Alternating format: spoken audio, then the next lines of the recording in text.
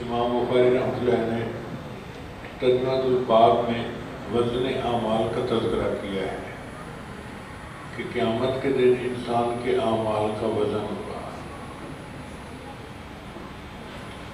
اس امت کے شروع میں ایک گروپ ایسا بھی گزرا جو عقل پرست تھے، ان کو معتزلہ کہتے تھے۔ معتزلہ اعتزال سے ہے، الگ ہو جانا، یعنی وہ مین سٹریم سے الگ ہو گئے تھے۔ وہ یہ کہتے تھے کہ قیامت کے دن وزن نہیں ہوگا۔ ان کی سمجھ میں نہیں آتی تھی کہ اعمال کا وزن کیسے ہوگا، مگر وہ اس چیز کو بھول گئے کہ ان اللہ علی کل شیء قدیر، اللہ ہر چیز پر قادر ہے۔ اگر اللہ کسی چیز کا وزن کرنا چاہے تو اس کے لیے کیا مشکل ہے۔ ویسے بھی اگر آپ دیکھیں تو بہت ساری چیزیں ایسی ہیں کہ پہلے ان کو وزن نہیں ہوتا تھا، آج سائنس نے ایسی ایجادات کر لی کہ وہ تول لی جاتی ہیں۔ کسی بندے کا بلڈ پریشر کتنا ہے، کسی کا کولیسٹرول کتنے ہیں، شوگر کتنی ہے، آج معلوم ہوتی ہے، پہلے معلوم نہیں ہوتی تھی۔ تو اسی طرح قیامت کے دن اللہ تعالیٰ ایسا میزان بنائیں گے جو انسانوں کے اعمال کو تول سکے گا۔ علماء اہل سنت والجماعت کا عقیدہ یہ ہے کہ قیامت کے دن نیکیاں اچھی صورت میں پیش کی جائیں گی اور گناہ کبھی صورت میں پیش کیے جائیں گے۔ پھر نیکیوں کو ایک پلڑے میں رکھا جائے گا، گناہوں کو دوسرے پلڑے میں، اور وزن ہوگا۔ اور یہ وزن کی ذمہ داری حضرت جبریل اسلام کے پاس ہوگی، کیونکہ وہ فرشتے تھے ایسے جو شریعت کا علم لے کے آئے نبی اسلام کے پاس۔ تو جو میزان شریعت دنیا میں لے کر آئے وہی انسانوں کے عملوں کو اس میزان پر تولنے کے ذمہ دار ہوں گے۔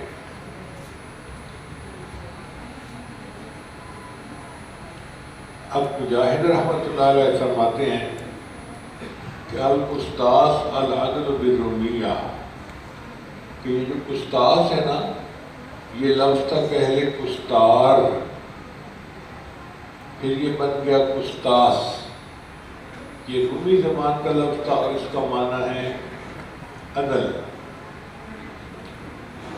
یہاں ایک سوال پیدا ہوتا ہے کہ قرآن مجید تو بالکل عربی زبان میں، عربی و مبین عربی زبان میں نازل ہوا، تو پھر اس میں یہ رومی زبان کا لفظ کہاں سے آ گیا؟ تو طلباء کے ذہن میں یہ اشکال پیدا ہوتے ہیں۔ تو اس بات کو سمجھنے کی ضرورت ہے کہ زبانوں کے الفاظ ایک سے دوسری زبان میں استعمال ہوتے رہتے ہیں۔ اگر آپ غور کریں تو فارسی کے الفاظ انگریزی میں استعمال ہوتے ہیں۔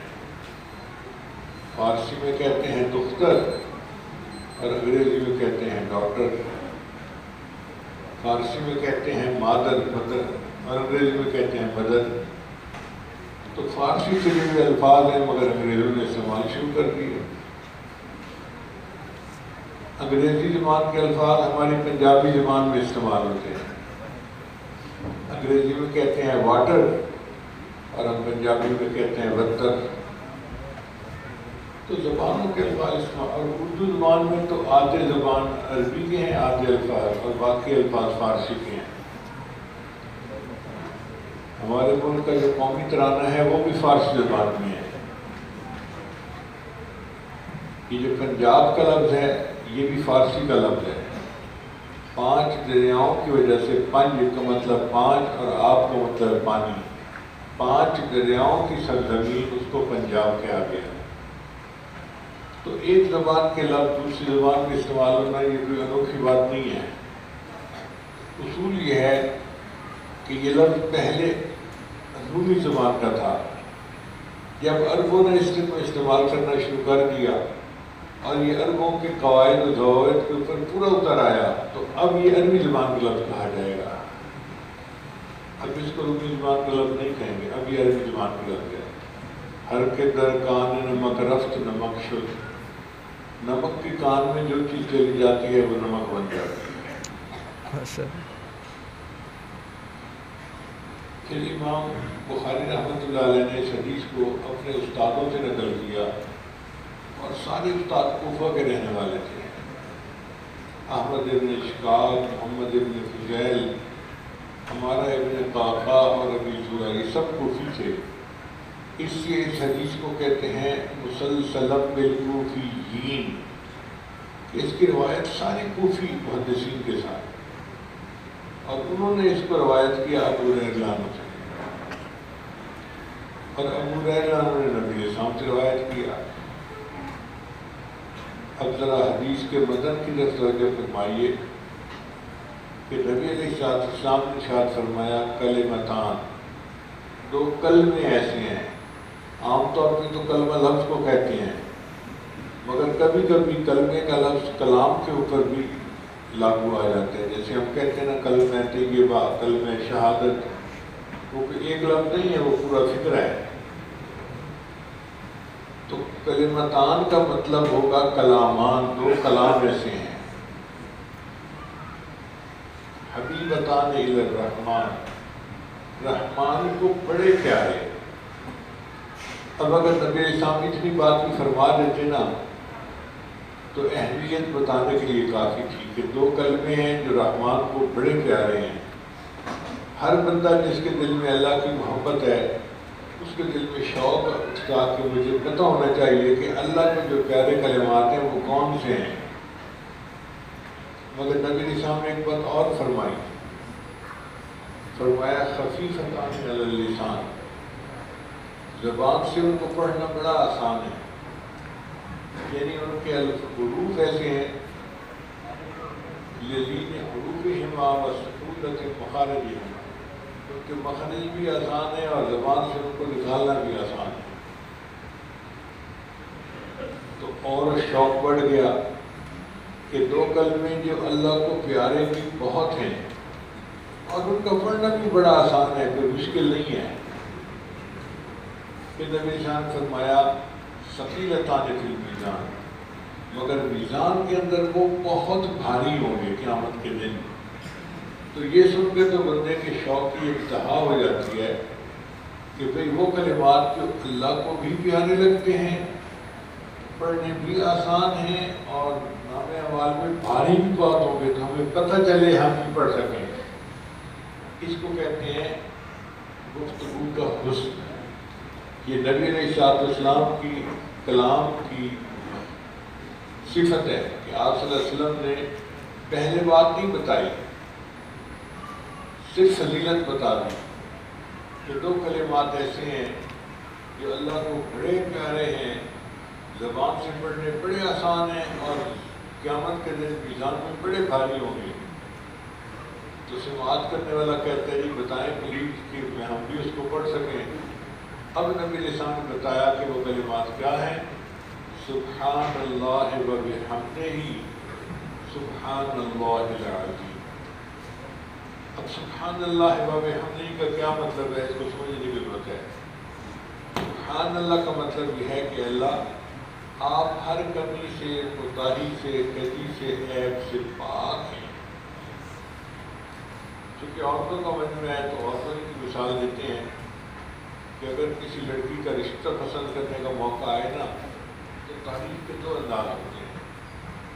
لڑکی بڑی پڑھی لکھی ہے جی، بڑے اچھے اخلاق والی ہے، بڑے اچھے خاندان کی ہے، بڑی خوبصورت ہے، بڑی دیندار ہے، تو اس کی صفتیں گنوانا یہ بھی تعریف کا ایک انداز ہے۔ اور اس سے عیب کو ہٹا دینا، ضدی نہیں ہے، جاہل نہیں ہے، کام چور نہیں ہے، سست نہیں ہے، تعریف نہیں ہو رہی لیکن عیب اس سے دور ہو رہے ہیں، تو یہ بھی تعریف کا ایک انداز ہے کہ لڑکی نافرمان نہیں ہے، ضدی نہیں ہے، لڑاکی نہیں ہے، کام چور نہیں ہے، تو اس کا مطلب یہ کہ اچھی لڑکی ہے۔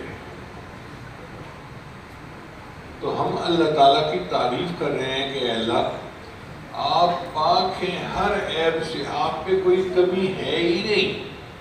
اللہ تعالیٰ کو تعریف کا یہ انداز بھی اچھا لگتا ہے، چنانچہ اللہ تعالیٰ پسند کرتے ہیں کہ میرے بندے اس انداز سے میری تعریف کریں۔ اللہ نے قرآن مجید میں اپنی تعریف خود ان الفاظ سے کی ہے، فسبحان اللہ، اور اللہ پاک ہے۔ یہ الفاظ جو ہے نا ہیں تو چھوٹے سے مختصر سے سبحان اللہ، لیکن اللہ کو بڑے میٹھے بڑے پیارے لگتے ہیں۔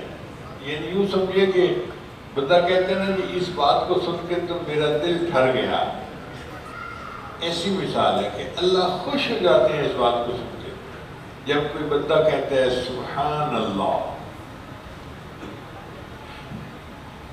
تو سبحان اللہ کا مطلب اللہ آپ میں کوئی عیب نہیں، آپ ہر عیب سے منزہ اور مبرہ ہیں اور پاک ہیں۔ وَبِحَمْدِهِ، اور اللہ ہر طرح کی حمد آپ ہی کے لیے ہے۔ اگر آپ غور کریں تو حمد کی اصل جو ہے حقدار وہ اللہ تعالیٰ ہی ہے۔ دنیا میں کوئی بندہ کسی چیز کی تعریف کرے وہ حمد اللہ کی طرف لوٹتی ہے۔ آپ پھول کی تعریف کریں تو یہ اللہ کی طرف لوٹے گی، پھول کو کس نے پیدا کیا؟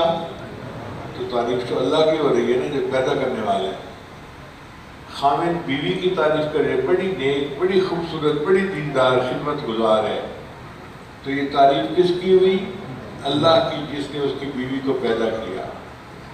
بیوی خاوند کی تعریف کرے، بڑے اچھے اخلاق والے ہیں، بڑے مجھے خوش رکھا ہوا ہے، بڑے پیار دیتے ہیں، تو یہ تعریف کس کی ہوئی؟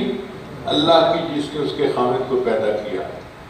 کسی مکان کی تعریف کرے، کسی چیز کی تعریف کرے مخلوق میں، تو یہ تعریف خالق کی طرف لوٹتی ہے۔ تو تعریف کا اصل حقدار کون ہے؟ اللہ تعالیٰ ہے۔ اسی لیے اللہ نے قرآن مجید کی ابتدا بھی الحمد سے کی، الحمدللہ۔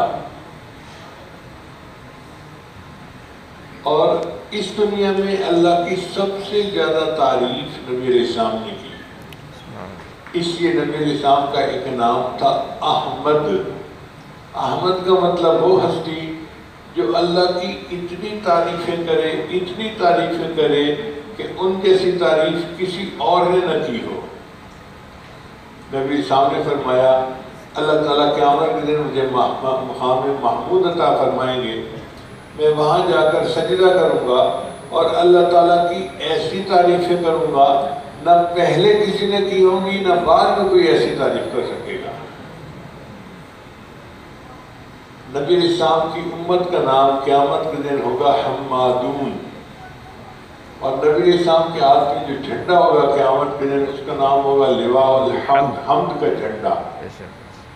اور نبی علیہ السلام کو جنت میں جو محل دیا جائے گا اس کا نام ہوگا بیت الحمد، حمد کا گھر۔ اور جنت میں جو گفتگو کریں گے تو وہ بھی اللہ کی حمد ہی بیان کریں گے، حتیٰ کہ جو فرشتے عرش کو اٹھائے ہوئے ہیں وقیل الحمدللہ رب العالمین، وہ بھی یہی پڑھتے ہیں الحمدللہ رب العالمین، وہ بھی اللہ کی حمد ہی بیان کرتے ہیں۔ اس لیے اللہ کی حمد ہمیں اتنی بیان کرنی چاہیے جتنا کر سکے۔ یہ عجیب بات ہے کہ انسان کو اللہ نے اتنی نعمتوں سے نوازا مگر ہم اللہ کی حمد بیان نہیں کرتے۔ حمد بیان کرتے ہوئے ہماری زبانیں چھوٹی ہو جاتی ہیں۔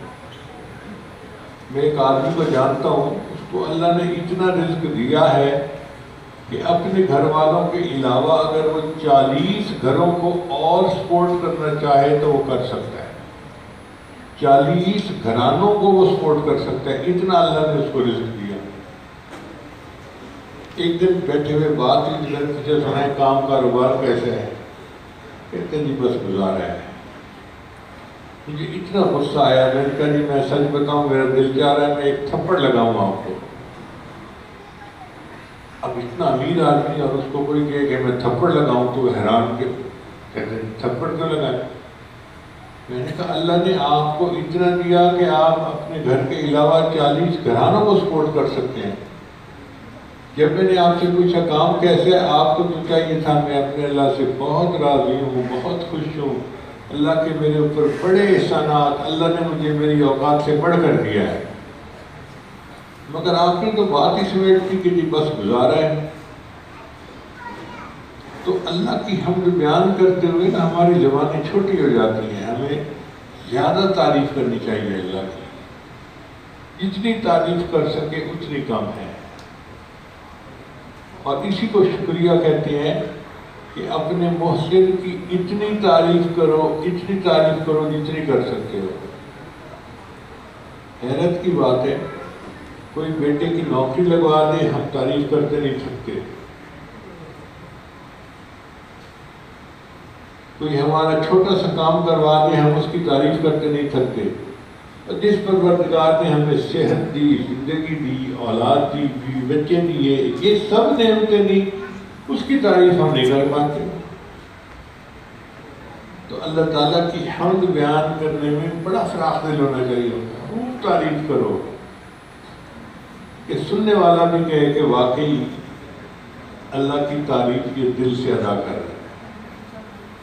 چنانچہ پہلا فکرہ ہے سبحان اللہ و بحمدہ، اے اللہ آپ پاک ہیں اور اے اللہ سب تعریفیں آپ ہی کو سجدی ہیں۔ اب بتائیں یہ کتنا پیارا فکر ہے، اللہ کو سن کے پیار آتا ہوگا نا کہ میرا بندہ میری کتنی تعریف کر رہا ہے۔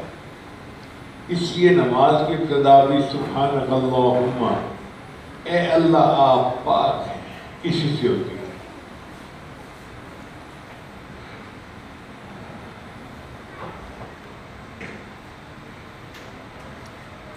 ہمیں چاہیے کہ ہم اپنی روزمرہ کی گفتگو میں نا سبحان اللہ کا لفظ کثرت سے پڑھا کریں۔ عربوں میں یہ عادت بہتر ہے، وہ بات بات میں سبحان اللہ پڑھتے رہتے ہیں، لیکن ہم جو عجیبی لوگ ہیں نا ہم نہیں سبحان اللہ کا لفظ بولتے، اس کا تعلق عادت کے ساتھ ہے۔ مائیں اپنے بچوں کو عادت ڈالیں کہ گفتگو میں سبحان اللہ کا لفظ کثرت سے ہو، اور ہم اپنی گفتگو میں بھی سبحان اللہ کا لفظ کثرت سے پڑھیں۔ مثلا سبحان اللہ آج میں نے فجر کی نماز باجماعت پڑھی، سبحان اللہ آج صبح بچے وقت کے اوپر اسکول چلے گئے، انہوں نے تنگ نہیں کیا، سبحان اللہ آج گھر میں کوئی ایسی بات نہیں ہوئی کہ میرا بیوی کے درمیان کوئی تکرار ہوتی، سبحان اللہ دفتر میں آج کوئی ایسا مسئلہ نہیں بنا، آرام سے میں نے کام کیا۔ تو ہم جب کسی کو کوئی بات بتا رہے ہو نا تو سبحان اللہ کا لفظ کثرت کے ساتھ پڑھنا چاہیے، سبحان اللہ سبحان اللہ سبحان اللہ، اس کی برکت آپ دیکھیں گے اپنی زندگی میں۔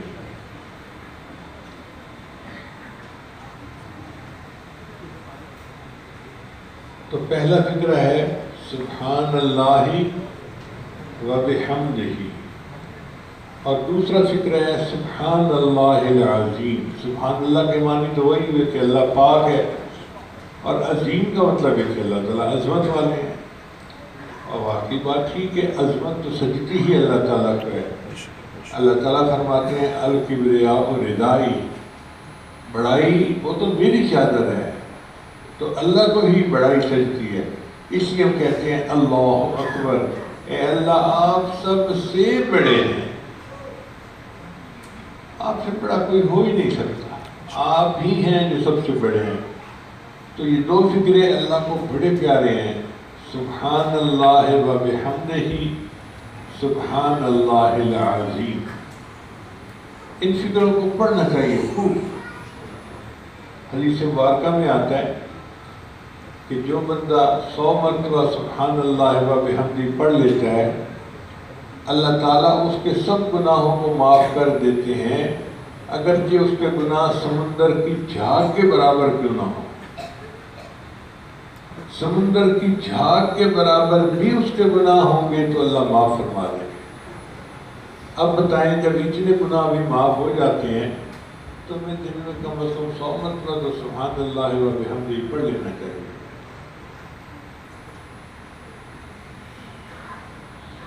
ایک اور بات خاص ہے کہ یہ جو سبحان اللہ کا لفظ ہے نا، یہ سزا میں تکلیف میں آسانی کر دیتا ہے، اور اس کی دلیل قرآن مجید سے ملتی ہے۔ حضرت یونس علیہ السلام ایک پیغمبر تھے، ان کو مچھلی نے اپنے پیٹ میں لے لیا تھا۔ اب یونس علیہ السلام کو مچھلی کے پیٹ سے نکلنے کا کوئی راستہ نہیں ملتا تھا۔ ایک رات کا اندھیرا ایک پانی کا اندھیرا، ایک مچھلی کے پیٹ کا اندھیرا، تو 3 اندھیروں میں وہ تھے۔ آپ سوچیں اس وقت کیا حالت ہوگی بندے کی، جب چاروں طرف سے اندھیرا ہو، کوئی صورت نہ بنتی ہو، تو بندہ وہاں سے کیسے نکل سکتا ہے؟ تو یونس علیہ السلام نے سوچا کہ میں اللہ کی تعریف کروں تاکہ اللہ مجھے اس تنگی میں سے نکال دے۔ چنانچہ انہوں نے پھر اللہ کا ذکر کیا، لا الہ الا انت سبحانک انی کنت من الظالمین۔ سبحانک مخاطب وسیلہ ہے، اگر ہم پڑھیں گے تو ہم سبحان اللہ پڑھیں گے۔ تو یہ سبحانک پڑھنے کا یہ برکت تھی کہ اللہ نے مچھلی کو حکم دیا کہ ان کو سمندر کے کنارے ڈال دے۔ چنانچہ یونس علیہ السلام مچھلی کے پیٹ سے آزاد ہو گئے۔ اللہ تعالیٰ قرآن میں فرماتے ہیں، فلولا انہ کان من المسبحین، اگر یونس علیہ السلام میری تسبیح بیان نہ کرتے، للبث فی بطنہ الی یوم یبعثون، تو قیامت تک وہ مچھلی کے پیٹ کے اندر رہتے۔ مصیبت اتنی بڑی تھی کہ قیامت تک انہوں نے مچھلی کے پیٹ کے اندر رہنا تھا، مگر سبحان اللہ کی برکت سے اللہ نے اس میں تخفیف کر دی، اس کو نرم کر دیا، تھوڑا کر دیا۔ چنانچہ ابو سعید رحمۃ اللہ علیہ روایت کرتے ہیں کہ عمر رضی اللہ عنہ کے پاس ایک مجرم کو لایا گیا اور انہوں نے جلاد کو بلا کے کہا کہ اس کے نا 10 ڈنڈے لگاؤ، 10 ڈنڈے لگاؤ۔ اب جلاد نے جب پہلا ڈنڈا لگایا نا تو وہ جو مجرم تھا وہ کہنے لگا سبحان اللہ، یعنی اس وقت کے مجرم بھی ایسے ہوتے تھے کہ ان کی زبان پہ سبحان اللہ کا لفظ جاری ہوا۔ ہمیں بھی یاد ہے ہم جب چھوٹے تھے اس دور میں نہ ٹی وی تھا، نہ کوئی مصیبت تھی VCR کی، نہ ان چیزوں کی، سادہ زمانہ تھا۔ تو ہمارے دور میں بچپن میں جب کوئی بندہ پاگل ہو جاتا تھا نا تو اذانیں دینی شروع کر دیتا تھا۔ آج تو پاگل بندہ پتہ نہیں کیا اور کون بکتا ہے، اس زمانے کے پاگل اذان دیتے تھے، بس کھڑا ایک جگہ اذان پہ اذان دیتا جا رہا ہے، اس کو کہتے تھے لوگ پاگل ہیں۔ تو اسی طرح کا وہ مجرم تھا کہ جرم تو کر بیٹھا اور سزا بھی ملی، لیکن جب ڈنڈا پڑا تو کہنے لگا سبحان اللہ۔ جب عمر رضی اللہ عنہ نے سبحان اللہ کا لفظ سنا تو آپ نے جلاد کو کہا دعہ، اس کو چھوڑ دے۔ وہ یہ نکاب میں بڑے مفتی قسم کے صحابی تھے، وہ پاس بیٹھے ہوئے تھے، فضاحی کا وہ مسکرا پڑے۔ تو عمر رضی اللہ عنہ نے حیران ہو کر ان سے پوچھا میں یدھبو کا، حضرت آپ مسکرائے کیوں ہیں؟ ان کہا کہ والذی نفسی بیدہ، قسم ہے اس ذات کی جس کے ہاتھ میں میری جان ہے کہ سبحان اللہ نے اس بندے کی اس سزا میں تخفیف کر دی۔ آپ نے 10 ڈنڈے گئے تھے، اس نے سبحان اللہ کہا تو 1 ڈنڈے کے بعد اس کی جان بخشی ہو گئی۔ تو اگر سبحان اللہ اس کی سزا میں تخفیف کر سکتا ہے تو قیامت کے دن بندے کے عذاب میں بھی تخفیف کر سکتا ہے۔ اس لیے سبحان اللہ جب ہم پڑھیں گے تو اللہ تعالیٰ ہماری سزا کو کم کر دیں گے، آزمائش کو کم کر دیں گے۔ کوئی بندہ بھی پھنسا ہوا نا کسی آزمائش میں تو وہ سبحان اللہ کا ذکر کثرت کے ساتھ کرے، اللہ اس کو اس یعنی پریشانی سے نکال دیں گے۔ اب میں مثال دیتا ہوں کہ بخاری شریف کی آخری حدیث پڑھ کے بچیاں اپنے گھروں میں جائیں گی، جامعہ سے چھٹی ہوگی۔ اب جب گھروں میں جائیں گی تو ان کے رشتے آئیں گے اور ماں باپ ان کی شادیاں کریں گے۔ کچھ کی تو شادیاں جلدی ہو جاتی ہیں اور کچھ بچیاں ایسی ہوتی ہیں جن کے رشتے نہیں آتے۔ اب جب بچی جوان ہو اور رشتہ نہ آئے تو ماں باپ کے دل سے جو غم ہوتا ہے اس کو کوئی دوسرا نہیں سمجھ سکتا۔ بچی خود بھی پریشان ہوتی ہے، بھئی ماں باپ ایسے تو نہیں نا جا کے کسی کو ہاتھ پکڑا کے آ جائیں گے، کوئی رشتہ آئے گا تو ہاں کریں گے، نکاح کریں گے نا، رشتہ نہیں آ رہا۔ اب بچی پریشان ہوتی ہے، جی میں کروں تو کیا کروں، پوچھتی ہے جی کوئی عمل مجھے بتائیں کرنے کے لیے۔ وہ محسوس کرتی ہے کہ میں ایک حالات کی مچھلی کے پیٹ میں پھنس گئی ہوں اور نکلنے کا کوئی راستہ نہیں ہے۔ تو ایسے وقت میں ہم اسے یہی تلقین کرتے ہیں کہ بیٹا آپ سبحان اللہ کی کثرت کرو، اور وہ بچی چند دن سبحان اللہ کی تسبیح شوق سے پڑھتی ہے اور کہیں نہ کہیں سے رشتہ آتا ہے اور اللہ تعالیٰ مچھلی کے پیٹ سے اس کو نکال دیتے ہیں۔ اچھا طلباء آخری حدیث پڑھ کے گھروں میں جاتے ہیں تو کسی نے جاب کر لی، کسی نے کاروبار کر لیا۔ اب جو کاروبار کرتے ہیں تو کئی مرتبہ وہ قرضے کی مچھلی کے پیٹ میں پھنس جاتے ہیں، قرضہ ہو جاتا ہے، کاروبار چلتا نہیں اور پریشان ہوتے ہیں، قرض لینے والے مطالبہ کر رہے ہوتے ہیں۔ اب وہ فضول کہیں گے کہ ہم ان حالات میں سے کیسے نکلیں، تو ان کے لیے بھی سبحان اللہ کا ذکر تفسیر ہے، اور وہ سبحان اللہ کا ذکر کریں تو اللہ قرض کی مچھلی کے پیٹ سے نجات عطا فرما دیں گے اور ان کو اللہ تعالیٰ آسانی فرما دیں گے۔ تو یہ سبحان اللہ کا ذکر ہماری زندگی کی پریشانیوں کو دور کرنے کے لیے بھی بہت مفید ہے۔ تو اس لیے آج کی یہ حدیث مبارکہ سننے کے بعد ہمیں چاہیے کہ ہم اپنی زندگی میں سبحان اللہ کا ذکر زیادہ کریں، مرد بھی، عورتیں بھی، اور اپنی گفتگو میں بھی سبحان اللہ کا لفظ زیادہ استعمال کریں۔ اب آپ بتائیے کہ ان دو کلمات کو پڑھ کر دل کو مزہ آتا ہے کہ نہیں آتا؟ سبحان اللہ و بحمدہ، سبحان اللہ العظیم، 3 مرتبہ سب مزہ لے کے پڑھیے، لطف لے کے پڑھیے۔ سبحان اللہ و بحمدہ، سبحان اللہ العظیم، سبحان اللہ و بحمدہ، سبحان اللہ العظیم، سبحان اللہ و بحمدہ، سبحان اللہ العظیم۔ اللہ تعالیٰ ہمیں اس حدیث مبارکہ کے مطابق زندگی گزارنے کی توفیق عطا فرمائے اور قیامت کے دن ہمارے اعمال کے وزن کو بڑھائے اور ہمیں کامیاب و کامران فرمائے۔ جن بچیوں نے آج آخری حدیث پڑھی ان کو مبارکباد ہو، ان کے گھر والوں کو مبارکباد ہو، جن بچوں نے پڑھی ان کے اہل خانہ کو مبارک ہو۔ اللہ تعالیٰ ان بچوں کو علم نافع کا نور عطا فرمائے اور پوری زندگی دین کی خدمت کے لیے قبول فرمائے۔